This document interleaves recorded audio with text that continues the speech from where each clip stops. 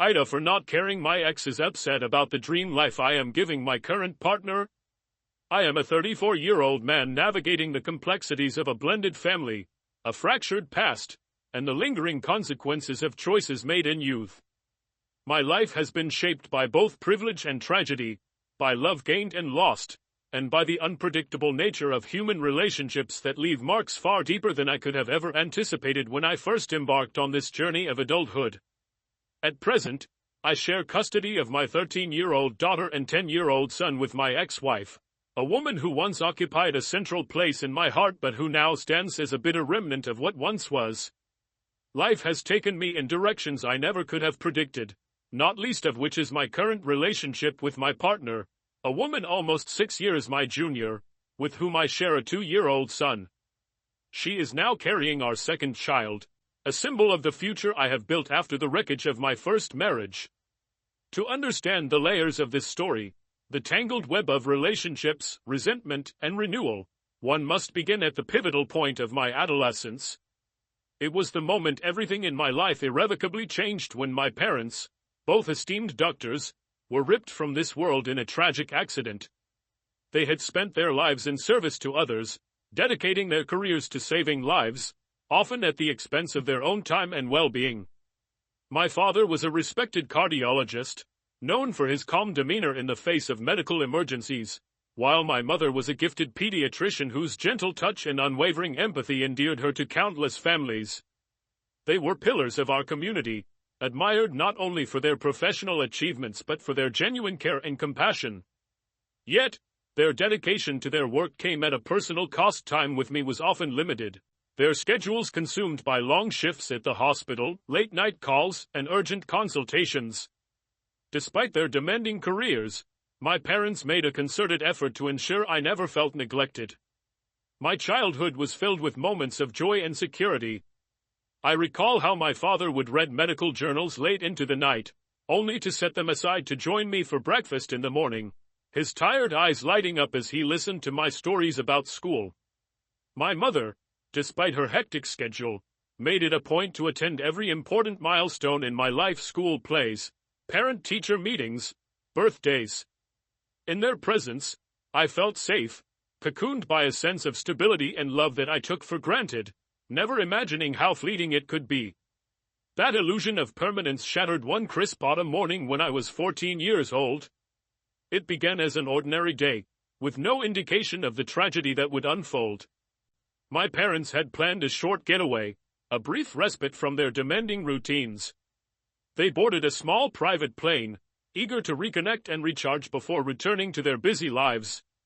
I remember the last words my father said to me before they left, a promise that we would go fishing together the following weekend, just the two of us.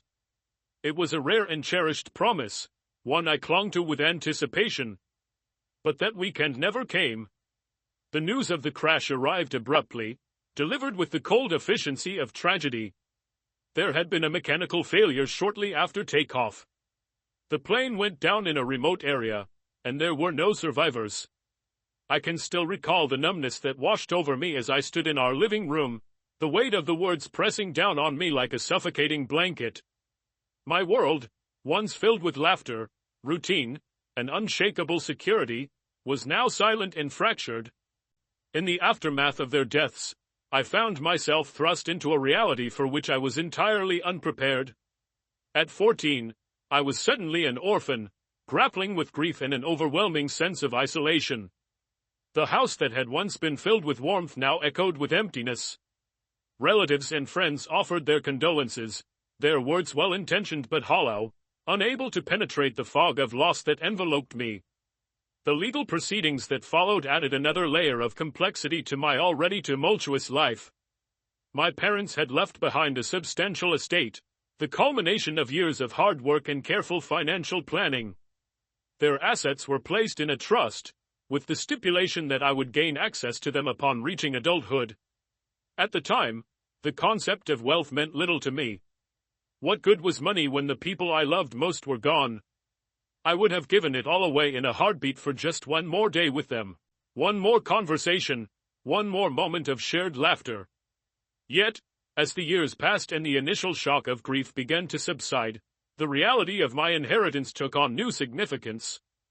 At 18, I came into possession of a substantial amount of assets, a mixture of liquid funds, property investments, and securities.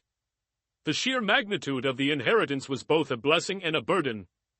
It offered me financial security, the freedom to pursue my dreams without the constraints that often accompany financial struggle. But it also came with the weight of responsibility, a reminder of the legacy left behind by my parents, a legacy I felt compelled to honor. With newfound financial independence, I embarked on the next chapter of my life. I enrolled in college, eager to carve out my own path and make something of myself. It was during this formative period that I met my ex-wife, a woman who would shape my life in ways I could never have anticipated. At 17, I was impressionable and eager for connection, still grappling with the emotional scars left by my parents' deaths. She was 3 years my senior, confident, charismatic, and seemingly wise beyond her years. Our connection was instantaneous, fueled by shared experiences and a mutual desire for stability in a world that often felt unpredictable. In the early days of our relationship, I was captivated by her charm and the sense of belonging she offered. We spent countless hours together, sharing dreams, fears, and aspirations. She became my anchor, a source of comfort and companionship. It wasn't long before our relationship took a serious turn, culminating in an unexpected pregnancy. At 18, I found myself facing the daunting prospect of fatherhood, a reality that both thrilled and terrified me. My ex-wife expressed a desire to be a stay-at-home mother, a role she viewed as integral to her identity and one that mirrored the dynamics she had witnessed in her own upbringing. Her mother had been a stay-at-home parent, a nurturing presence who dedicated herself entirely to the family. Eager to support her and create a stable environment for our growing family, I readily agreed to this arrangement. I saw it as a way to provide my children with the same sense of security and love that had defined my own childhood before tragedy struck. However, as the years passed, it became increasingly evident that the reality of our arrangement was far from the idyllic vision I had envisioned. While my ex-wife enjoyed the title of stay-at-home mother, she eschewed many of the responsibilities traditionally associated with the role. Household management, cooking, and cleaning were tasks she viewed as beneath her, despite my repeated offers to hire help to alleviate the burden. She rejected the idea of strangers in our home, citing concerns about privacy and trust. Our home, once a symbol of our shared aspirations, became a source of contention, its upkeep neglected and its warmth diminished. This discord only intensified with the arrival of our second child, our son. As our family grew, so too did the strain on our relationship. I was juggling the demands of work and graduate school, striving to provide for my family while also pursuing personal growth. Meanwhile, my ex-wife remained resistant to any form of compromise or change. She clung to the notion that her role as a stay-at-home mother absolved her of other responsibilities, a perspective that left me feeling increasingly isolated and burdened. The cracks in our marriage deepened, fueled by unmet expectations, unresolved conflicts, and a growing sense of resentment. It became clear that our visions for the future were fundamentally misaligned, our dreams no longer intersecting as they once had. Ultimately, our marriage crumbled under the weight of these unresolved issues, leading to a painful but necessary divorce. I met my ex-wife during the earliest days of my college journey, a time when life seemed to stretch out before me like an uncharted map. I was only 17 years old, just stepping into the world of higher education, eager to carve my own path and explore the vast possibilities that lay ahead. She was older, more experienced in life, and exuded a confidence that drew me in almost immediately. There was something magnetic about her, a combination of charm, poise, and a way of making the world feel smaller, more manageable, just by her presence. In her, I saw stability, warmth, and a potential future that seemed secure and comforting. In hindsight, I realize how much of that allure was tied to my subconscious longing for the stability I had lost when my parents died. At that point, I was still a boy searching for a sense of belonging in a world that had turned unpredictable. Our relationship progressed quickly. She was my first serious love, My first experience with the complexities of intimacy and adult commitments. It felt right at the time, as though we were two pieces that fit together perfectly in a chaotic world. But life rarely unfolds according to a perfect script. Barely a year into our relationship, we discovered that she was pregnant. The news hit me like a lightning bolt, shocking, unexpected, and completely life-altering.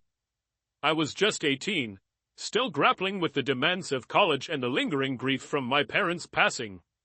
The idea of becoming a father at such a young age felt overwhelming, but there was no doubt in my mind that I would rise to the occasion. I knew that I had the financial resources to support a family, thanks to the inheritance left to me by my parents, but money alone couldn't prepare me for the emotional and practical realities of parenthood. When she told me she wanted to be a stay-at-home mom, I didn't hesitate to support her decision. Her own mother had been a stay-at-home parent, dedicating herself entirely to raising her children and managing the household. It was a dynamic my ex-wife had grown up with and one that she envisioned for her own future. She spoke passionately about creating a nurturing environment for our child, about being present for every milestone, about building a life centered on family. I wanted that too. I wanted to give my child the kind of stability and love that I had experienced in my early years before tragedy struck. I wanted to create a home where my children would feel safe, loved, and supported. But reality has a way of deviating from expectations. It wasn't long before I began to notice cracks in the idyllic picture we had painted. While my ex-wife embraced the title of stay-at-home mother, she seemed uninterested in the practical aspects that typically accompany that role. The tasks of cooking, cleaning, and managing the household were things she either ignored or approached with reluctance. Our home, which should have been a sanctuary, often felt disorganized and chaotic. I tried to address these concerns with her gently, suggesting that we hire help to manage the household duties. I was more than willing to cover the cost of a housekeeper or even a nanny to ease her burden. But she flatly refused, citing concerns about privacy and trust. She didn't want strangers in our home, and she was adamant that we keep our family life private. Her resistance left me in a difficult position. I was working full-time, attending college, and trying to balance my growing responsibilities as a father, all while managing the increasing dysfunction at home. Despite the challenges, we carried on, navigating the early years of parenthood as best we could. Our daughter was a bright, curious child, full of energy and questions about the world around her. She became the center of my universe, the motivation behind my every decision. I wanted to give her the best possible life, to ensure that she never felt the absence of stability or love. But the strain on my relationship with my ex-wife continued to grow. The dynamic between us became more tense, more fractured. We argued frequently about household responsibilities, financial decisions, and our respective roles within the family. Then, life threw us another surprise. Just as I was beginning to think we might be able to find some equilibrium, we discovered that my ex-wife was pregnant again. The news should have been joyous, a celebration of our growing family, but instead, it felt like a tipping point. The responsibilities that already felt overwhelming suddenly doubled, and I knew something had to change. I was working long hours, barely keeping my head above water, and the thought of adding another child to the mix filled me with equal parts excitement and dread. We sat down for what I hoped would be a constructive conversation about our future. I explained that with a second child on the way, we needed to reevaluate how we managed our household. I suggested that once both children were in school, she could consider finding part-time work to ease the financial burden and contribute to the family's stability. At the time, it seemed like a reasonable compromise, a way for both of us to share the load and ensure that our children had the best possible upbringing. She agreed in theory, but her commitment to the idea was tenuous at best. I had my doubts about whether she would follow through, but I clung to the hope that we could make it work. As the months passed, I realized that our living situation was also contributing to our stress. We were living in a modest home, far from family support, and I was constantly stretched thin between work, school, and family obligations. That's when we made the decision to move closer to her parents. It seemed like the most practical solution. Her parents could provide additional support, and I could enroll in graduate school in a nearby city. The plan felt like a step in the right direction, a way to reset our lives and create a more balanced future. Once we moved, I threw myself into my studies and work, determined to provide for my growing family. I was accepted into a prestigious graduate program, a milestone that filled me with both pride and a renewed sense of purpose. But amidst the whirlwind of responsibilities, there was one thing that brought a flicker of joy and excitement to both of us: a particular house near my in-laws' neighborhood. It wasn't just any house. It was the house. Situated on a large corner lot, it stood out from the surrounding homes with its classic architecture, sprawling front yard, and mature trees that offered shade and a sense of timeless beauty. The house exuded charm and character, the kind of place where memories could be made and where children could grow up feeling safe and loved. We would pass by it during our walks, pointing out its features and imagining what life would be like if it were ours. We each had our own vision for the house: how we would decorate it, the family gatherings we would host, the traditions we would build within its walls. For a while, that house became a symbol of hope, a shared dream that seemed to transcend our day-to-day struggles. It represented a future we both wanted: a life of stability, comfort, and happiness. But at the time, it was nothing more than a dream. There were no concrete plans to buy it, no indication that it would ever go on the market. It was simply a what-if, a shared fantasy that allowed us to escape the mounting pressures of reality, even if only for a moment.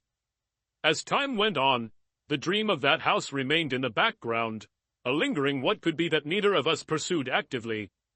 We were too consumed by the demands of daily life: raising 2 young children, managing finances, and navigating the growing cracks in our relationship. The house became a distant thought, a fantasy we revisited during rare moments of calm, but it never became a priority. Our focus shifted back to survival mode. I was juggling work, graduate school, and family responsibilities, while my ex-wife continued to resist any significant change in her role within the household. Our arguments became more frequent, more heated. The strain was palpable, and it was clear that we were heading toward a breaking point.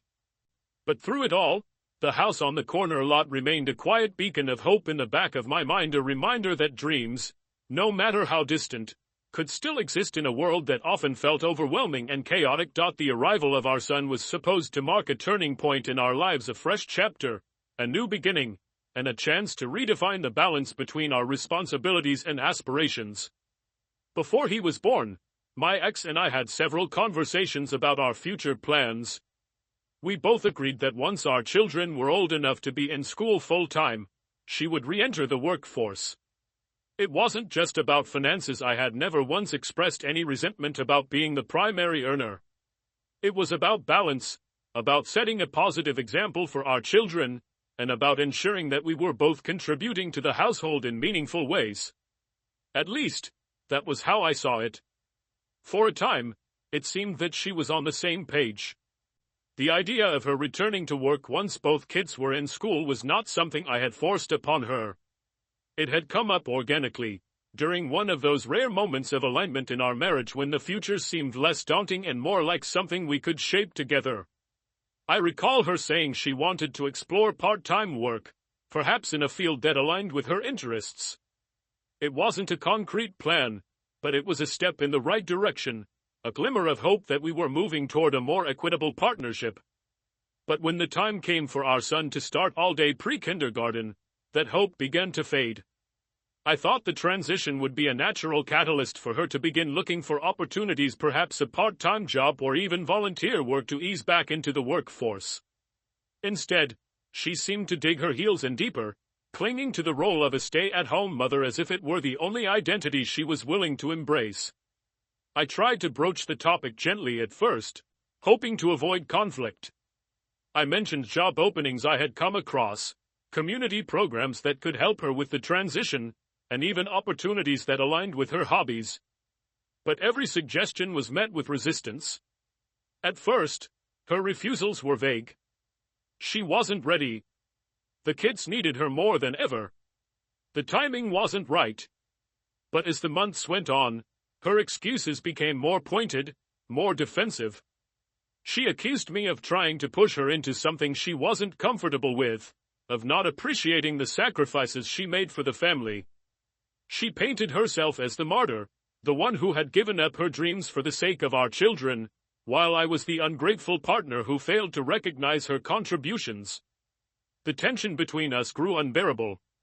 I was exhausted emotionally, mentally, and physically.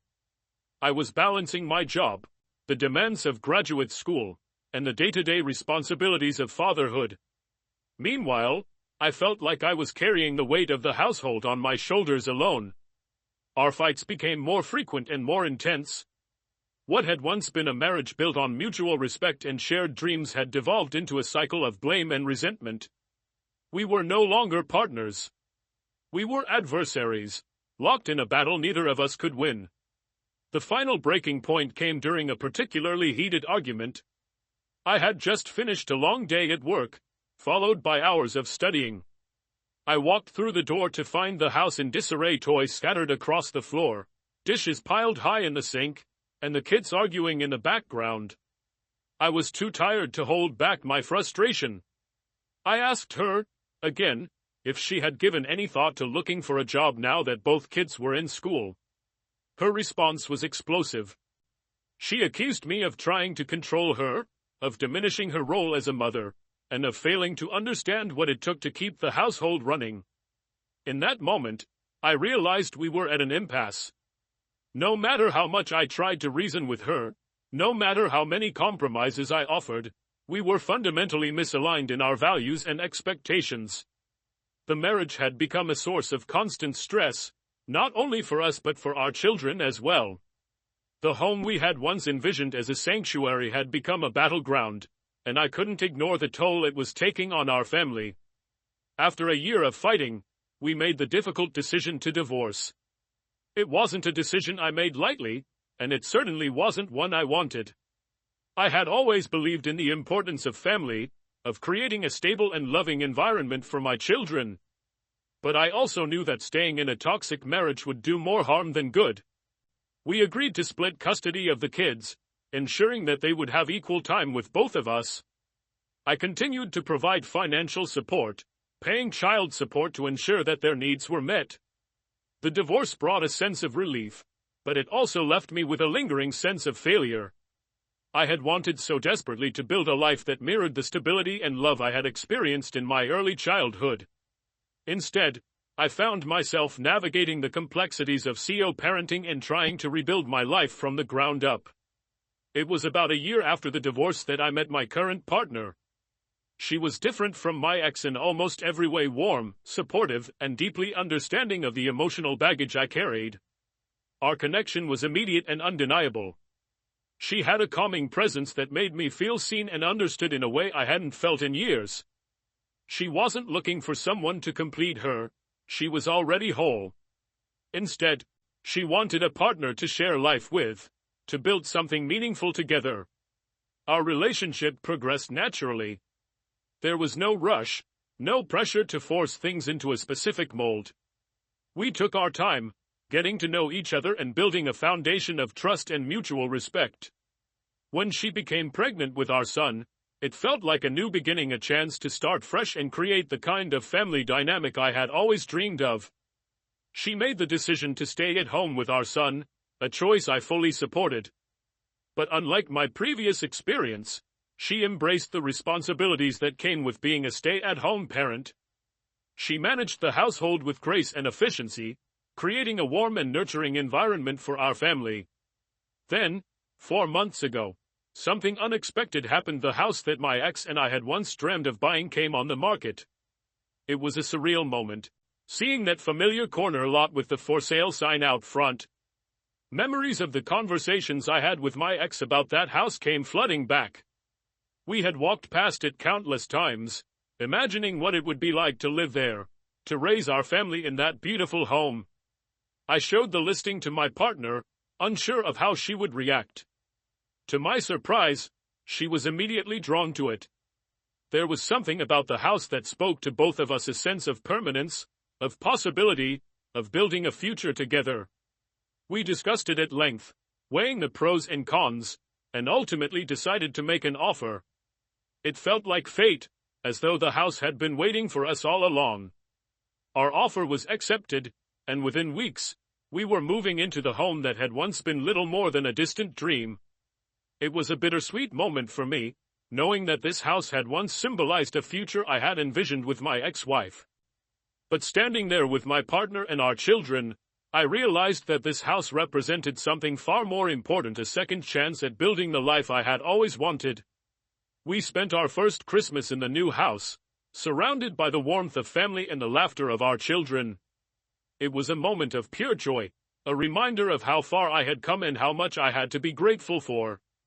The kids ran through the house, exploring every room with wide-eyed wonder, while my partner and I stood in the kitchen, quietly taking it all in. It felt right. It felt like home. But life is rarely without complications. Just a week after Christmas, my ex-wife called me, her voice sharp with anger. She was furious that I had bought our house, the one we had once dreamed of owning together. Her words dripped with resentment, accusing me of giving my new partner the life she had always wanted. According to her, I was living out the dream we had once shared, but with someone else. I listened to her rant, my patience wearing thin. When she brought up the fact that my partner was considering staying home permanently, something the kids had overheard during a holiday conversation, I couldn't help but laugh. The irony was too much. I told her, in no uncertain terms, that beyond what affected our kids, her feelings about my life were none of my concern. I hung up, knowing that she would stew in her anger. According to my kids, she's still upset. I spent the days after that phone call reflecting on what had happened and how we had gotten to this point. My ex-wife's anger wasn't surprising, not really. I understood the source of her frustration. But at the same time, it felt misplaced, as though she was clinging to the past, to a version of our life together that no longer existed. The house, in her mind, represented everything she believed she had lost. To her, it symbolized the life we had once dreamed of building, the stability she craved, and the security she thought she would have forever. But the truth was that life had crumbled long before the house came into the picture. It wasn't the house that caused the fracture between us, it was our inability to reconcile who we were with who we had become. What stung the most about her words was the implication that I had deliberately given someone else the life she had wanted for herself.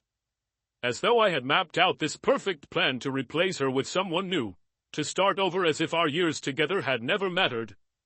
That couldn't have been further from the truth. I had loved my ex-wife deeply, but love alone wasn't enough to sustain a relationship when the foundation was cracked. We had fallen apart slowly, over years of misaligned expectations and unmet needs, until there was nothing left but resentment. The house had been a dream, yes, but dreams change. And sometimes, dreams end. I wondered, too, how much of her anger was rooted in regret, not regret for our marriage, but regret for the choices she had made. I thought back to the conversations we had when our children were younger, the promises she made about finding work, contributing to the household, and building a future together. Those promises had never come to fruition. And now, years later, it seemed as though she was grappling with the realization that her choices had consequences. Her words echoed in my mind for days. She had accused me of giving my partner her dream life. But was it really her dream? She had chosen a path of inaction, resisting every effort I made to improve our lives. I had offered compromises, solutions, and support, but each one had been rejected. I couldn't be blamed for moving forward when she had chosen to stand still. The irony wasn't lost on me. My ex-wife had once held the life she claimed to want so badly: the financial security, the stay-at-home role, the supportive partner. She had all of that, and she let it slip away. She had the opportunity to create the life she wanted, but instead, she clung to the title of stay-at-home mom without embracing the responsibilities that came with it. My current partner, on the other hand, approached her role in our family with gratitude and a sense of purpose. She wasn't entitled or complacent, she actively contributed to the well-being of our household, She managed the home, cared for our children, and made life easier for all of us. It wasn't about living someone else's dream, it was about building a life together, with shared responsibilities and mutual respect. I thought about my children, too, and how they fit into all of this. They were at the center of everything I did, every decision I made. The divorce had been hard on them, there was no denying that. But they had adapted well, finding stability in the shared custody arrangement and thriving in both homes. I wanted them to see what a healthy, functional relationship looked like. I wanted them to grow up knowing that love wasn't just about feelings, it was about actions, respect, and accountability. They deserved to see their father in a relationship that brought out the best in him, not one that drained him. Still, I couldn't ignore the lingering guilt that tugged at me.